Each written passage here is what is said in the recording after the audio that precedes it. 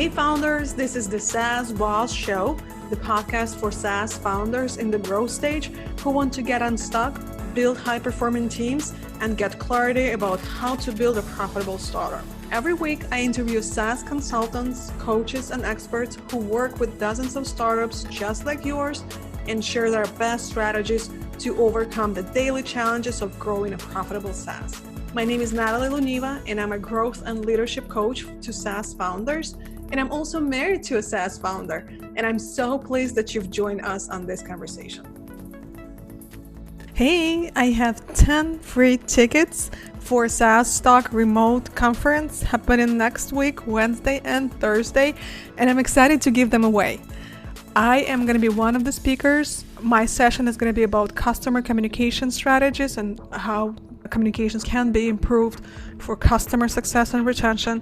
I'm excited to have you join me on this presentation. I only have one quick request from you. I'm going to be publishing a book really soon about how SaaS founders go from 0 to 10K and from no customers to a few first paying customers.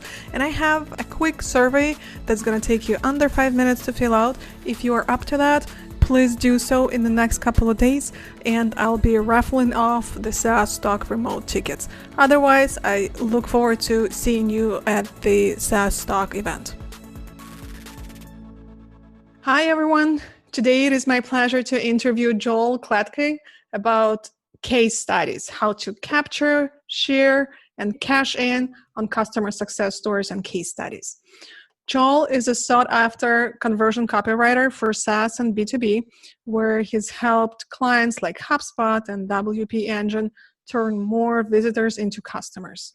He's also the founder of Case Study Buddy, a team of case study specialists who help great companies capture, share, and cash in on customer success stories. Welcome to the show, Joel. Thanks for having me. How did you start working with SaaS founders? You know, I didn't even always work in copywriting. So immediately out of university, I knew kind of more about the type of place I wanted to be than even necessarily what I wanted to do. So long story short, I kind of fell backwards into doing SEO at a digital marketing agency. And that's where I learned a lot of the analytics side and the business side, and first saw the opportunities in business writing and copywriting and the power of that. So I went out on my own in 2013, originally doing more the content side of things. So more blog posts and ebooks and that sort of thing. And then I was introduced to the work of Joanna Wiebe, who's kind of the queen bee of conversion copywriting. She coined the phrase, and she runs a company called Copy Hackers. And so I was very lucky to be able to learn from her. And her focus was the software space and the B2B world. And through her, I kind of saw, okay, there's a huge opportunity to serve B2B businesses, but specifically software with the subscription models and the upgrades and the nurturing sequences with conversion copy work. So I started working on that almost within a year and a half of being out on my own. And it wasn't until kind of a year and a half after that that I was asked to do a case study for a smaller software company at the time by someone who sat on the board or was an advisor to WP Engine. He's such a nice guy and so well connected. He said, hey, is this something you do? And he's the kind of person you just don't say no to. He says, of course, I'll figure it out. Yeah. So I did a case study for a company called Pingboard. Wonderful people there. And in doing that, realized, hey, not only on the conversion side is this something that software companies really need, but also every software company on the planet can benefit from having customer success stories and case studies to point to, metrics and proof behind their name. And so been rolling with that ever since. We're coming up on just over 4 years of Case Study Buddy and 7 years of the conversion copy side. So most of that focused on software and B2B. So I think that you cannot overstate the importance of case studies and success stories. Really, on every step of SaaS, whether you are just starting or whether you are somewhere in between, or if you're growing your software, you really going to benefit from having at least one, preferably more than one, case study. And especially when you're just starting out, you have a few clients and you're doing cold outreach, case studies is definitely the way to go because you can just drive traffic there. Or here, we've done this for this client. Would you be interested to talk about how we can help you as well, right? So how do we go about just get our feet wet with case studies? Where do we start really? Yeah, and you're so right in that the great thing about case studies at any stage, but especially when you're just getting started, is it gives you an asset that's evergreen, that's going to last and be valuable to you for a long time, that you can use in multiple situations to, whether it's early funnel, bottom of the funnel, breaking it into social proof from the site. There's so much flexibility and leverage you can get out of one great customer success story. But the place to start is with where you're at. So a lot of companies, for them, case studies are just happy accidents. They wait until some client has had some huge win and comes to them and says, oh, we're so happy. But that's not really the best way. The best way to start is to, from the very beginning, have a plan for cultivating customer feedback. That's where it all begins. Because if you come in later and you say, oh, will you give us a case study, and you have no history of communicating with clients, collecting feedback from clients, responding to that feedback, then it's like a stranger is asking them to do them a favor, and it makes it that much harder. So the place to begin is looking at your SaaS platform, looking at your customer base and thinking, okay, what are some simple ways we can start systematizing the feedback process? And there's some really easy ways to do that. Sometimes it's during the onboarding phase or right after somebody signs up, asking them a single question survey. And that is, hey, what brought you into the site, or what's going on in your business that sent you looking for a solution like ours? And what that lets you do is start to get some backstory on, hey, who's coming to you? What are they coming for? What's their expectation? That gives you some ammunition later so you can check in. Let's say after a month or after you can see they've been using the platform, you can say, hey, how are things going? Have you been able to start achieving some of the goals that you had? By the way, we know the goals you had because we asked you that question when you came in. So you can start cultivating this conversation, and the companies that do this best are really deliberate about talking to customers and not making that an exceptional event. They don't just send out a survey one time a year and that's it. They kind of work on cultivating this back and forth communication. They care about customer success. The next thing to do is to think intelligently. Again, notice I haven't said get customers on the phone. We're not even at that point yet. The next logical thing to do is to think, hey, where are we headed? What are our business goals? Are we trying to reach a certain audience? Are we trying to grow in a particular sector or region? Are we trying to emphasize a certain differentiating feature? So take a step back and think, okay, where's our marketing pointing? What does our sales team need? Where are the gaps in the business goals for us? And what that allows you to do is to start deliberately looking for and planning to tell stories that support those business objectives. So for example, let's say that when you launch, you originally served small businesses, but you've since pivoted to enterprise. Well, you don't want a whole bunch of small business case studies because that's not the audience you're going after. So you want to be thinking about these business goals and doing that intelligently. Once you've systematized customer feedback, or at least thought about how you can do that, and put some thought into what stories you actually want to tell, then it's time to start approaching customers. Now, if you've been collecting feedback ongoing, you've got a good idea of who might be ideal to tell these types of stories. But let's say, like most software companies, you haven't been doing that. Well, what do you do now? It can be a simple process of escalating commitment. So do something as simple as sending out an NPS score survey first. Out of 10, how satisfied are you with the platform? Anyone who responds a 9 or a 10 to that, follow up with a little bit more detailed survey. Hey, we loved your feedback on the NPS score. We're just really curious what you're finding value in. And ask them a few questions about who they are, what they got out of it. And then at that point, they've now put up their hand and given you feedback twice. It's a pretty easy leap to say, we loved your feedback to the survey. Can we get you on a quick call and tell your story and share the great work you're doing?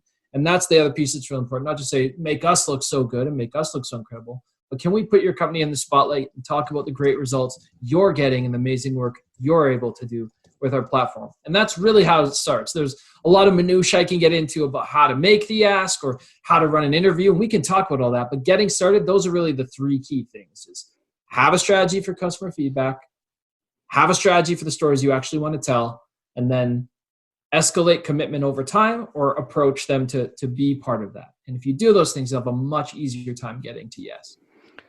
I find that so many founders, it takes for them too much time to start getting this feedback. And even if you're not at the point where you are thinking about creating a whole case study out of this conversation, I just recently spoke to a founder and he was like, I'm ready to run pay-per-click campaign, but I don't really know. And I started asking questions. So do you know what terms they're using?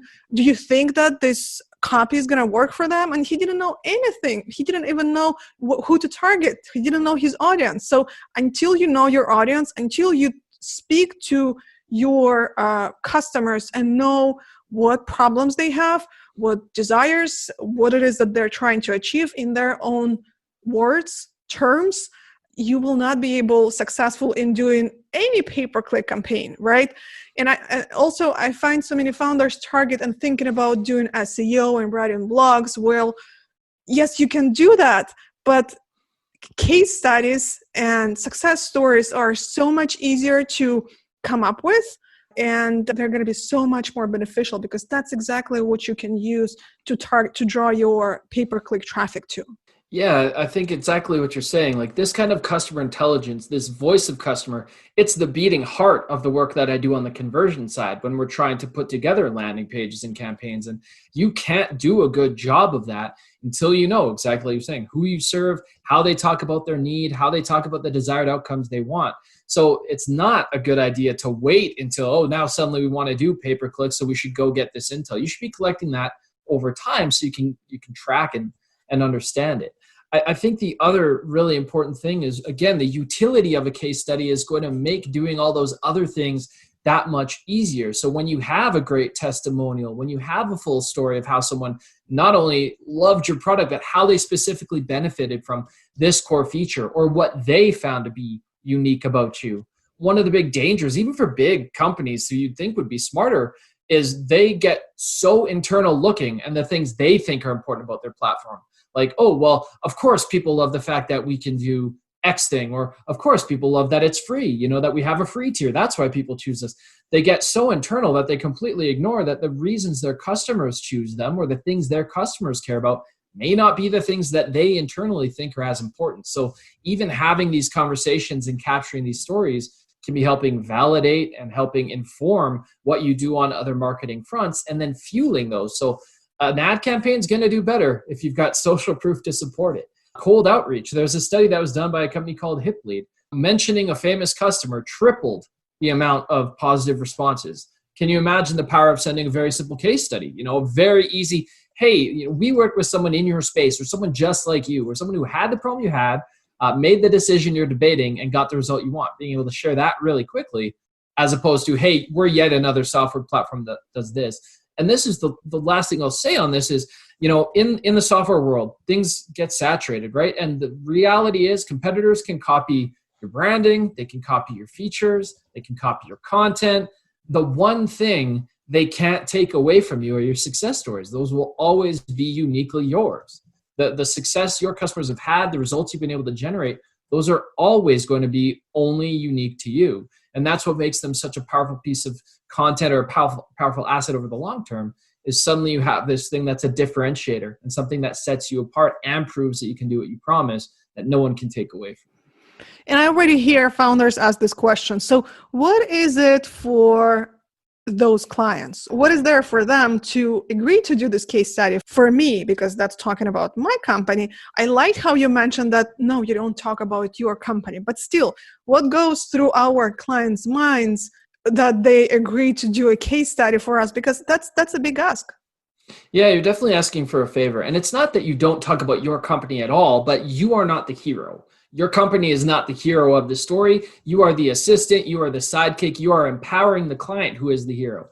And I think that's something that, before I get to what's in it for them, I think something that gets missed about customer success stories is that it is about them. And these are customer success stories, not you success stories. And they're human stories.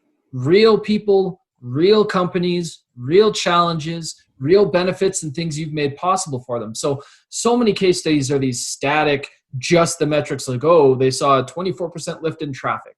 Like, okay, that's wonderful, but what did that mean for them? Why was that important to them? How did that change their business? So treating these like human stories with tension and emotion and narrative arcs, that changes everything. Now, as for what's in it for them, sometimes nothing. Sometimes it's just they love your product and they're excited about it. They're okay to share. So sometimes that's all it takes is if you've got a great relationship and they're really happy and you strike while the iron is hot, that's all it takes. But other times, that's not enough. Again, you are asking for a favor. So there are some things that software companies can consider. Sometimes it's as simple as paying for their time, saying, hey, for example, we only need, if you've got a really great process for this, and this is part of what Case Study has been engineering over time, but it's others can do too, is you only need hopefully like half hour to 2 hours max of their time. Sometimes just offering to pay for that time can be incentive enough. Sometimes it's, hey, we'll comp you a month of the software if you agree to take part.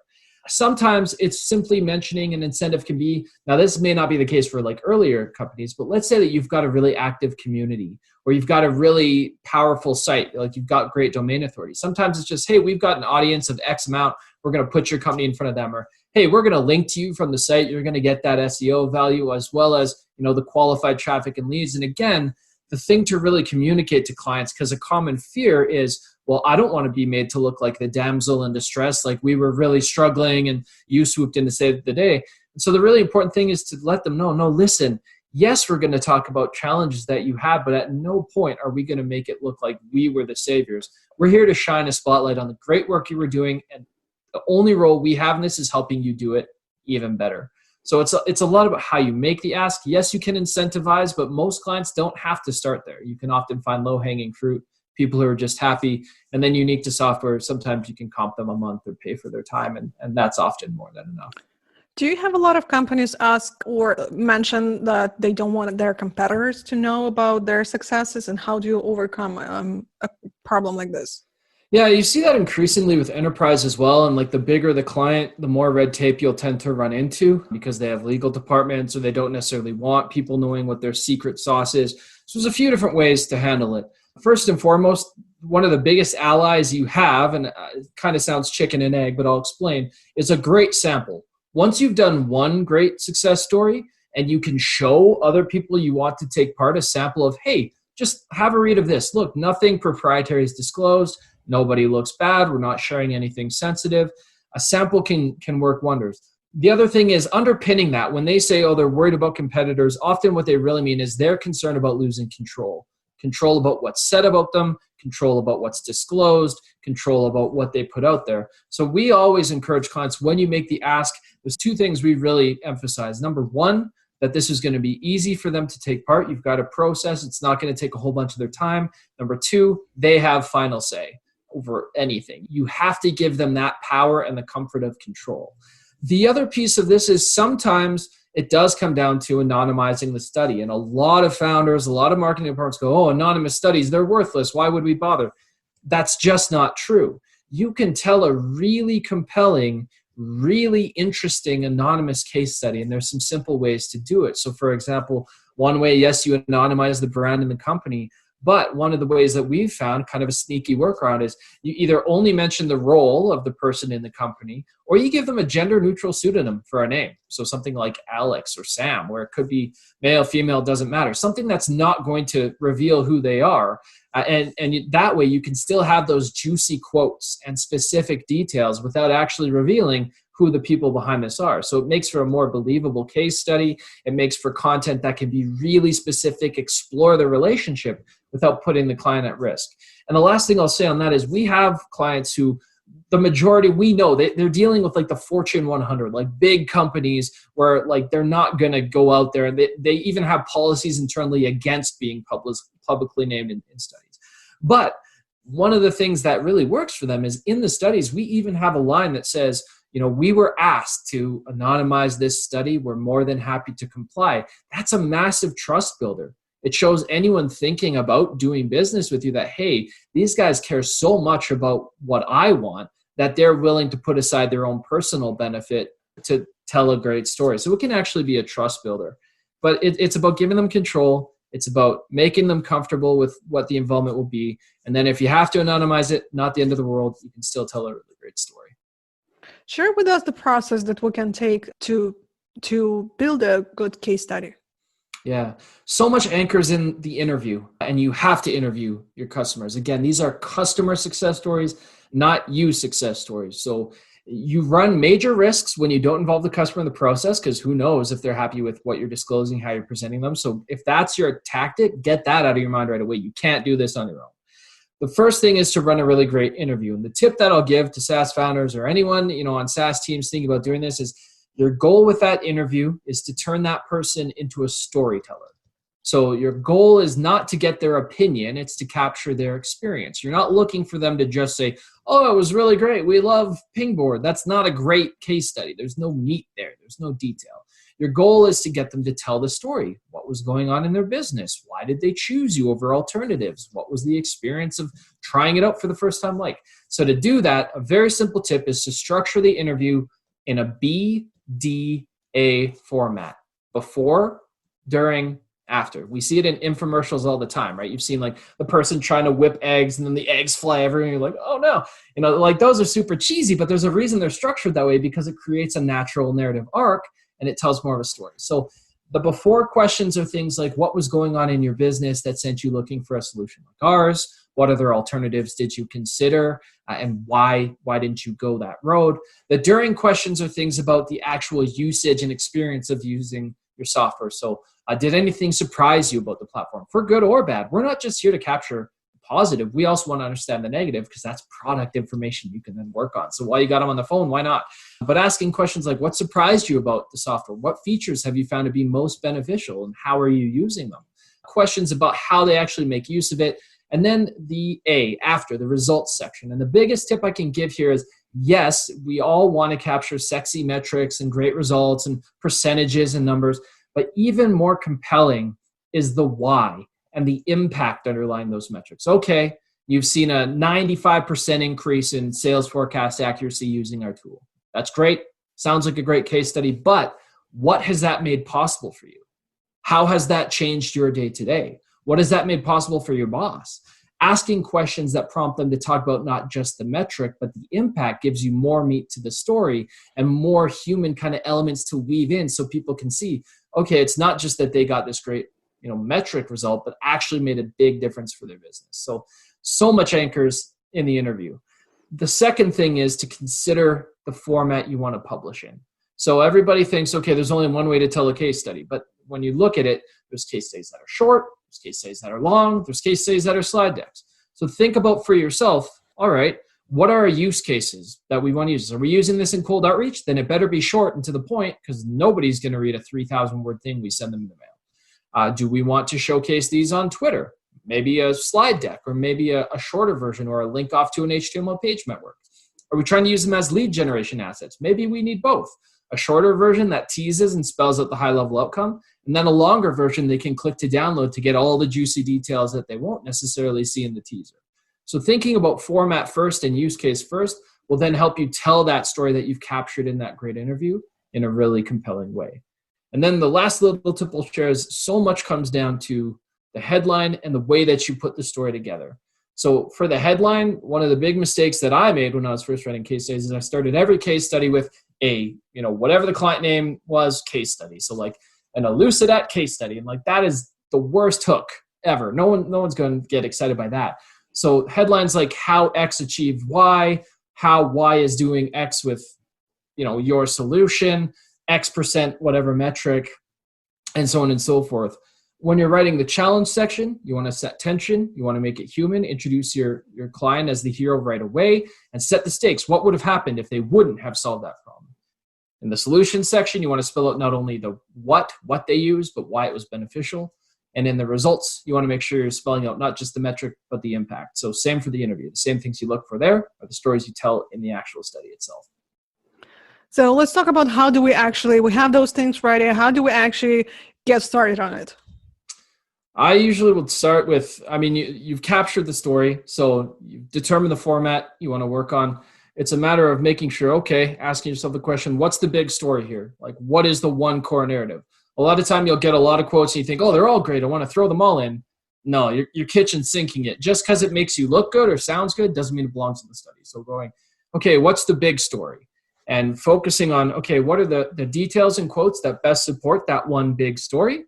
And then as you go through the sections, weaving those and only those in. You're not going off on tangents. You're not running off down another rabbit hole. So sort of as I was just saying, starting with the headline and saying, what's the big impact? What's the big outcome? Making sure that's present there. As you get into the challenge section, making sure you're saying, you want to open the study by setting the stakes, creating some tension. One of the most boring ways to open a study is, this is a company from this niche that has this many people. Like, nobody cares. Put that at the end of the study. If they don't know who the company is, they'll go looking for that. Unless it's material to the study, you can have a little block that says, okay, let's say you're trying to grow in a certain industry. So this is the industry they're from, and they're a small business or an enterprise, something like that. Like, give them the tidbits, but you don't need to spell the entire company bio. That's a terrible way to start things off. So set the stakes and get people invested, right? Normally the format we'll use is, this person was, in a rough way, this person was trying to achieve X or struggling with X and finding it really difficult. They're finding it really difficult because X, Y, Z. If they didn't solve this problem, X, Y, Z. Then they found this solution, X, Y, Z. So you kind of build off of that. When you get into the solution, you don't just, again, want to kind of just, a lot of companies just fall back to bullet points. They'll say something like, our client made use of this feature, this feature, this feature, and this feature, and that's the whole solution section. Like, that's not compelling. Like, you just told us these features exist. So thinking, okay, what are the main features or aspects of the software that were most beneficial? And then tying together, okay, the kind of framework to use is, they used this way, and it enabled them to do this. So, or they wanted to be able to do this, they were able to do it because of this feature, and this is what that looked like. So spelling out, again, a little bit more of a story of how they actually implemented. And then when you get to the results, spoil the ending right away. Like, right in the headline, people should know. There's no grand reveal. It's not like, ta-da, they got this great result. Like, no, the result is the hook. But in that results section, again, make sure you state the metric right away. Like, by using the software, they got X result. This is what that's made possible for them. And then you write that piece of it, kind of reflecting back, not only, okay, the metric is this, but this is what happened for them. And then make sure, this one kills me, make sure you have a call to action in the case study, because these get passed around internally. These get posted on sites, especially as you go B2B, for example. Like, there's something like an average Harvard Business Review looked at, something like an average of like between 6 and 9 people involved in any one product purchase decision. Just because your point of contact knows you and loves you and is sold on it and knows how to act on the information they're getting doesn't mean somebody else does. So make sure there's a call to action, a button, some easy way to take a next step.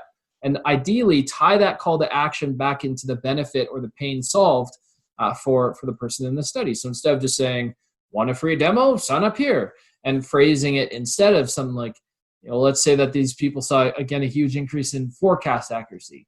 Ask them a question like, what would you bet? How much would your company benefit from an increase of X% accuracy? And then it's, request a demo to find out or something, but make a call to action related to the story that they actually just read. Besides what we've already discussed, what are some other mistakes that you see people make on this stage? Yeah, I think a lot of people make the mistake of making it all about them. We kind of talked about that, but it's just, we did this, we did that, we were so great. It's not compelling. Another mistake is, okay, listen, if you're doing anything longer than a slide deck, you need to have a sidebar. A sidebar exists for scanners, for people who just want the gist. So the core details, like, if I should be able to only read the sidebar of the study and have a decent idea of what the big story is, because people are in a hurry, give them a place to go, whether it's, a shorter version or a longer version, give them a snapshot. Make sure you're spoiling the ending, right? A lot of companies want to have this great big reveal at the very end, but put that in the headline. That is your hook. Not using visuals and headshots where possible. Visuals complement the story. So if you have, their headshot, attribute it to them. Let their quotes drive the story. Let that personal side come through. If you have images of particular, features or the customer, working in their office, like, bring visual elements in where you can to break up this wall of text copy, or use design to kind of combat that. So use icons for, displaying metrics. Do something to make it visually interesting. Don't just slap text on a page and assume that people are going to read that. Not having a CTA is, call to action is a big one that companies miss. And then not being intentional about that, I know we touched on this too, but that core narrative, like throwing everything else in the mix and trying to tell 10 different stories, it's not going to work. Find the one big story, focus completely on that, and anything that doesn't support it, even if it's nice, maybe use it in a testimonial somewhere else, but a case study is there to tell one big story. Do you have a list of questions that you usually ask people, or like a standard list that founders can also, have, or does it depend on from case to case? I think more than a list, and we do have a list of what we call our core question sets, but the danger with a list is that assuming that if you just get on the phone and ask those exact questions, you're going to get everything you need. And so a lot of people take a list and become robots where all they're doing is looking forward to the next question and not really listening to the conversation. So yes, we do have a core question set that we use as a jumping off point, but it's never the end point. So it follows that same structure I mentioned earlier. There's before questions, there's during questions, and there's after questions. So some of my favorite from each section. The before questions, I've said it a few times, but I love the question, tell me a little bit about what was going on in the business when you went looking for a solution like this.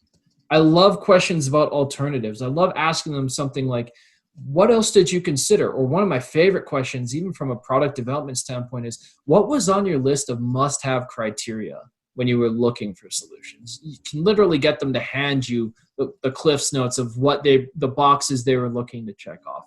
I love that question.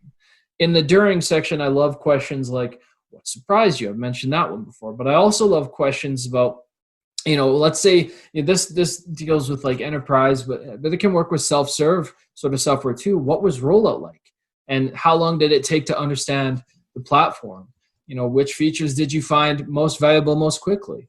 Which features could you not do without today that maybe you didn't anticipate coming in? So they're discovery type of questions. And then in the results section, there's different ways to go at this, because realizing sometimes you have to ask the same question a few different ways to get the insight that you want. Like on a live call, you're nervous, but also the person you're interviewing is nervous. And so sometimes giving them a mulligan or asking the same thing a slightly different way can yield results. So for example, not just asking, what are your success metrics? Because that's like, how do I know, right? First of all, before you even get on the call, you should be giving them homework to go pull the success metrics so they can talk about them. So they're not blindsided, because then the response you're going to get is, I don't know, I'll get back to you on that. And they will never get back to you on that. They need to come into the call knowing what to expect. But for after questions, I like asking things like, forcing them to rank or decide. What's the most valuable impact the software has had for your business?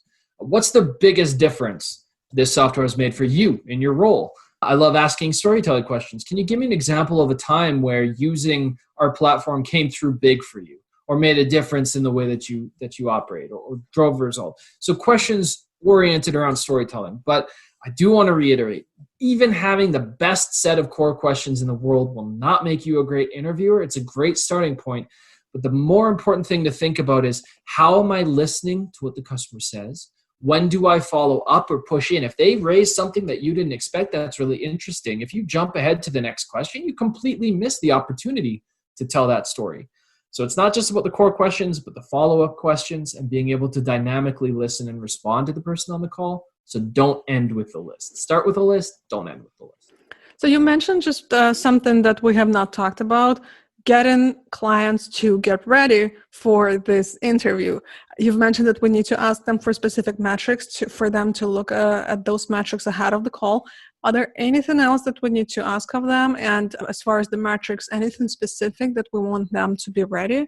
We give people a list of potential metrics to talk about, or things that they can consider. We know, for example, if it's an SEO software, we know the types of results clients will typically get. So we'll give them a list of options. Like if you have any notable results in traffic lifts, conversion lifts, rankings, we'll ask them to pull those things ahead of the call. The other things that are important to ask are things like, in the process of setting up an interview and getting buy-in for a case study, is, hey, who needs to sign off on this? There's nothing worse than going through the whole process, having that person be excited about it, and then, oh, shoot, we need to get approval from legal, and legal kills the whole thing. Or like the founder decide, on the other side, right? Like the CEO on the other side is like, no, I need to look at it, and then they kill it. So we always try to ask, hey, who are the stakeholders? Who needs to be involved in this? Who needs to sign off, so that we can help them proactively plan how to get approval on their side? And then really, it's mostly not about asking things of them, but giving things to them. So giving them control, making sure they know, hey, this is, anything you want changed, nothing's going to be published without your approval. Really important that that's communicated, and then giving them a reasonable idea of what to expect and how long it's going to take. So we'll actually often send a list of the core questions that we're going to ask them, so they can anticipate, they can kind of ruminate on what they might want to say. Some people say you shouldn't do that, because then they'll be overly scripted. We really haven't found that's the case, but your mileage may vary. and then give them a sense of how long it's going to take. We set a hard cap. If we can't get everything we need in 45 minutes, the call is done unless they're willing to go longer. So we target half hour to 45 minutes. And if you go in knowing and having done the backstory, that's more than enough time to ask everything you need to and capture everything and then some that you'll need to tell the story. Do you think that the founder needs to be the one asking those questions and interviewing the clients? Because what happened recently, my husband had a jaw surgery. He's the founder. And so I suggested that maybe one of his success specialists can talk to this client and interview them, which he absolutely didn't want to do. So especially since you guys are doing this on behalf of the founder. So do you think that this can bring some problems, or do you find that it's even beneficial? I think it's beneficial. One of the challenges for founders in general is letting go. You built this thing, it's your baby, you feel like you know it so well and only you can communicate for it and only you can make decisions on it. It's just not true. I think the founders that do really well and build companies that really matter eventually learn how to take their hooks out and delegate. And the way that you do that is being aligned on your goals and being aligned on your strategy. And that's why when we earlier talked about getting case studies, I didn't jump to, well, let's get the client on the phone. It's, what is our strategy? What are we trying to communicate? Where are we trying to grow? And the founder can absolutely contribute to those conversations. I mean, the marketing team, the sales team, different departments need to be part of that conversation because that's building bridges and getting everyone on the same page. But the huge disadvantage of having the founder running the calls, aside from that, it's probably a terrible use of their time, unless you're really small and you are the company.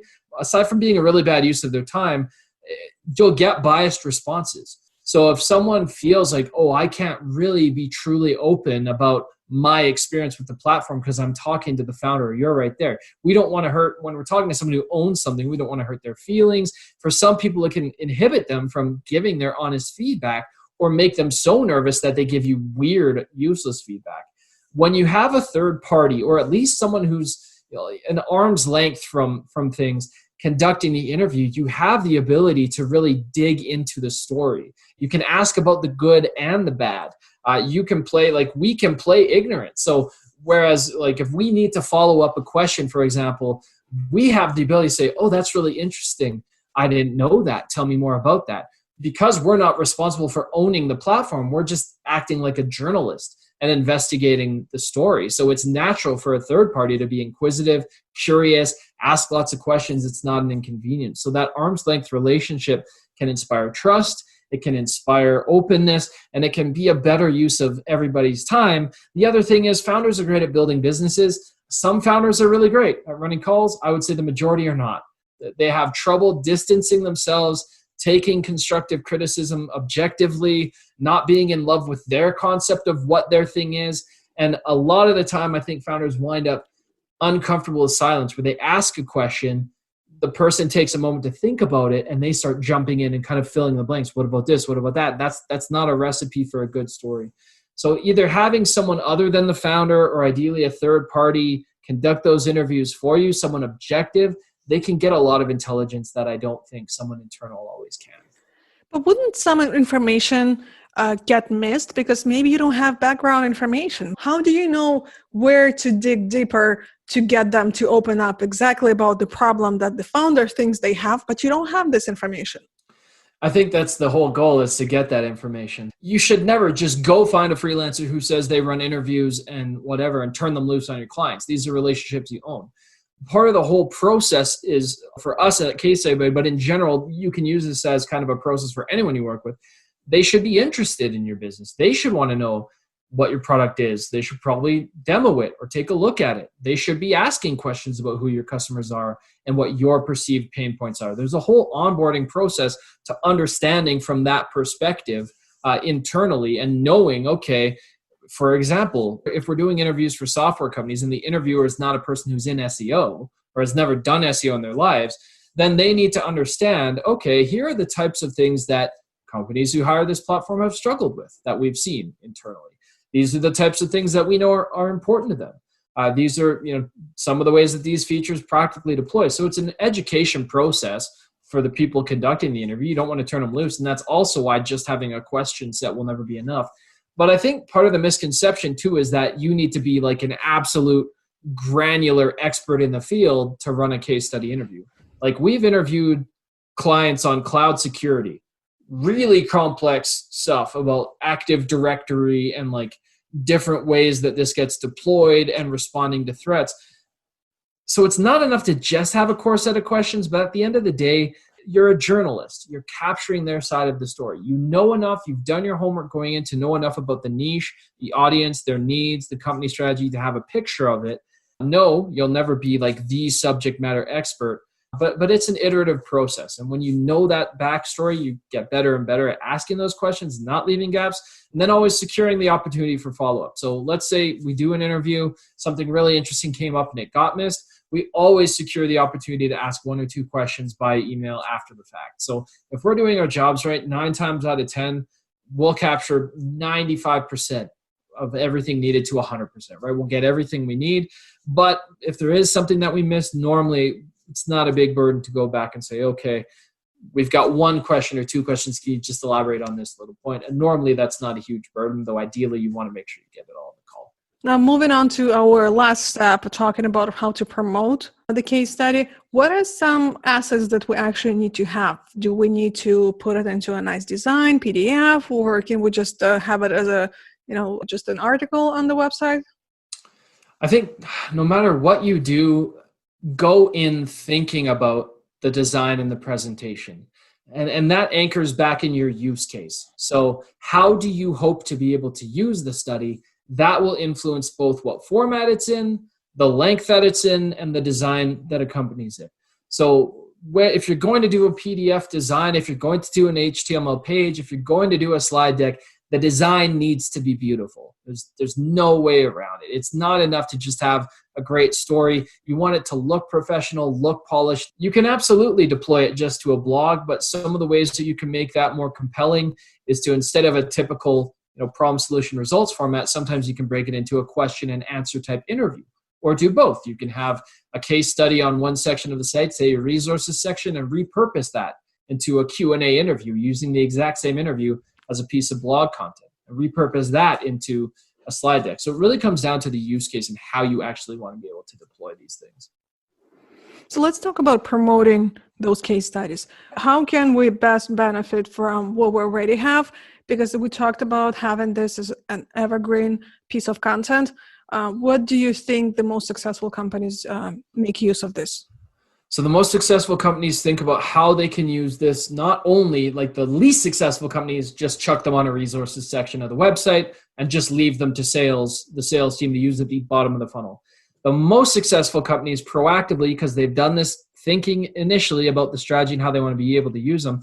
For software specifically, there's some use cases that I absolutely love. Number one is if you're really small and you're doing cold outreach, I mentioned that hip lead study earlier, having a slide deck or a really short piece of content, super easy promotion, easy to plug right into your cold outreach. Let's say you're doing a nurturing sequence. So someone signs up for a free trial, they've got their 30 days, you want to be able to give them content that's useful. Well, if you've done your planning, now you have the ability to tell a story about people who've been successful with the platform. If you've asked them the question when they onboarded, what they were trying to get out of it. So a really great example of this is FreshBooks. FreshBooks asks you in the beginning, like, what are you hoping to use FreshBooks to do? And then they give you a tailored nurture sequence based on your stated goal. And in that nurture sequence, they have case studies of people who've achieved that goal. That's a really smart, practical way of using case studies. Another thing you can do, let's say you've got existing customers, and like a lot of software, you've got maybe 2-3 tiers, right? You've got free and basic and pro or whatever. You can use these for nurture sequences to upgrade. So let's say you've got a customer who's been happy on one platform. You think they might be ready to upgrade to the next one, but they're not taking any action. A pretty logical, sneaky way to reach out is to say, hey, here's an example of someone who upgraded. So if you can capture case studies on people who went from plan 1 to plan 2, maybe that applies for you, maybe not. Another way that I love that isn't on the radar of a lot of software companies, but should be, is customers who have churned. So someone tried the platform, they went through your trial, 14, 30 days, whatever, they didn't stay on. They've never come back, they've never used it since. The question is, how do we logically open up a discussion with this person again? And you can either wait a long time till you made improvements to the platform and send them a message like, hey, we've made a whole bunch of improvements to the platform. Come check us out again.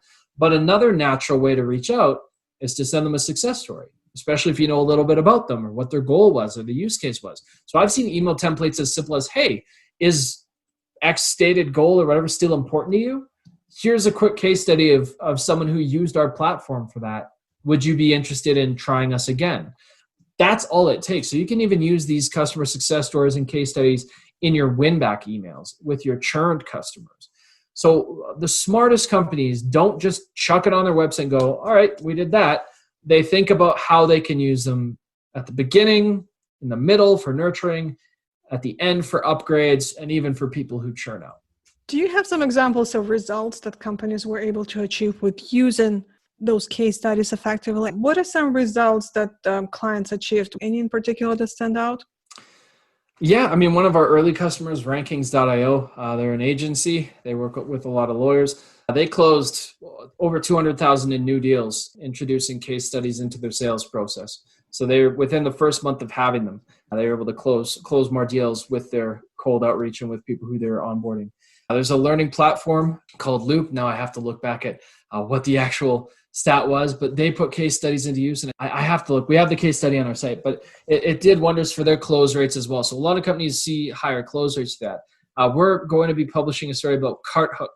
CartHook is a client of ours who has baked these case studies into their ads, into their outreach. And we just did an interview with them that talks about kind of some of the results that they've seen, but they've seen huge upticks in terms of interest and clicks and conversions on their advertising campaigns, never mind bottom of the funnel sales type stuff. I don't have that exact metric in front of me. Another agency, Tiller, doubled the effectiveness of their sales process.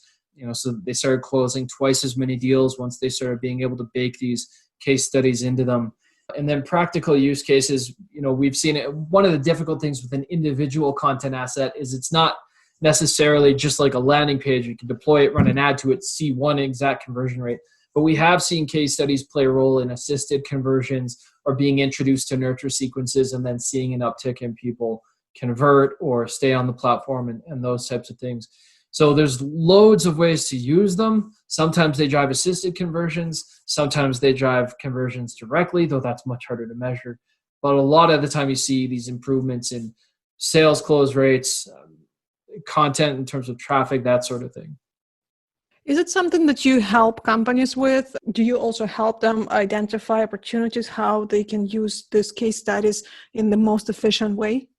It's increasingly where we're going. One of the things we know and have learned as a company is that our success depends on not only delivering a great experience and a great product for our client, but their ability to be successful with that asset.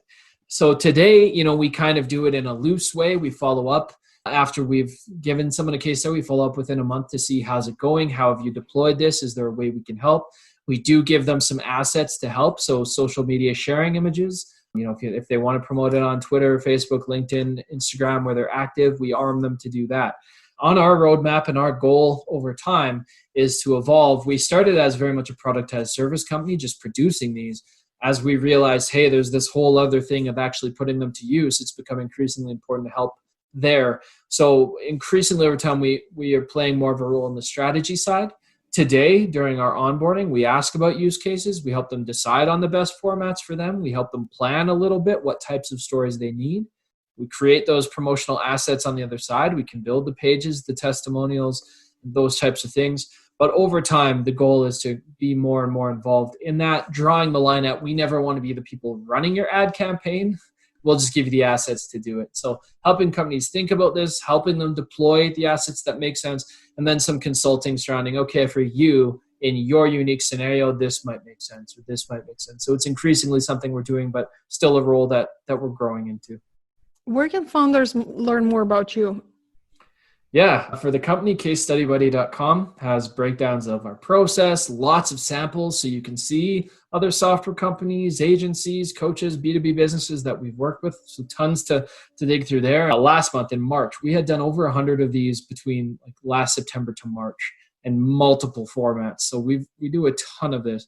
CaseStudyBuddy.com, there's articles where you can learn how to do this better yourself, samples you can learn from, you can hire us if that makes sense. And I post a lot on LinkedIn as well, just talking about conversion copy, case studies, how to use them. So that's another place people can tune in if this sort of thing is of interest to them. And Twitter as well. Is there a book that was most impactful for you? Anything that you recommend to our listeners? Yeah, I think there have been a few, mostly on the copywriting side, but one of them is called Made to Stick. And just in general, not even specific to case studies, but just to communicating ideas as a whole, that book really does an amazing job of breaking down strict criteria for how to make an idea sticky and interesting, how to communicate better. And I think that's a huge talent, whether you're a marketer, a salesperson, a founder. Being able to communicate in a compelling and memorable way will never not be an asset for you. So Made to Stick was really huge for me on that front.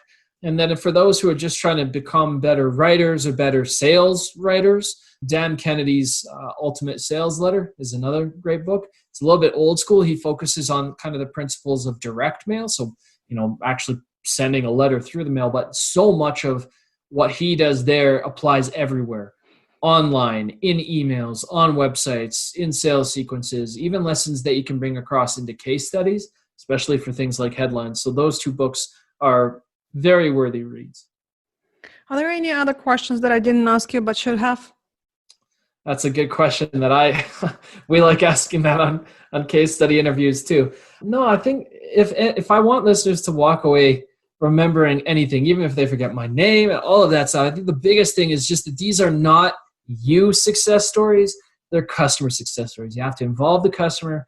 You need to go in with a plan. You need to have a strategy.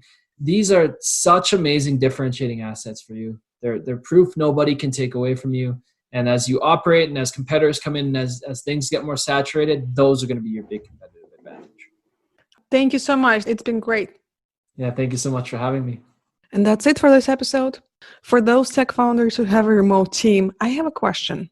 Do you find yourself that it's much faster for you to do things by yourself than waste all of that mental energy delegating tasks to someone? And so you either don't hire anyone, or if you already have a remote team, you're guilty of doing those tasks by yourself because there's just so much energy goes into delegating the tasks and then just managing people. Are you able to take a few days off and not be worried that your servers will go down or your support is going to blow up?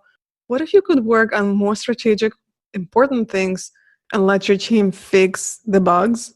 If you only started building your team in the last couple of years, I guarantee that you are making lots of mistakes that hinder your growth without even realizing that. Oftentimes, you, the founder, may end up being the bottleneck to your team's success. That is definitely hard to swallow, but it's true. But also look on the bright side. This is also the easiest problem for you to fix because you are in control of how to fix it.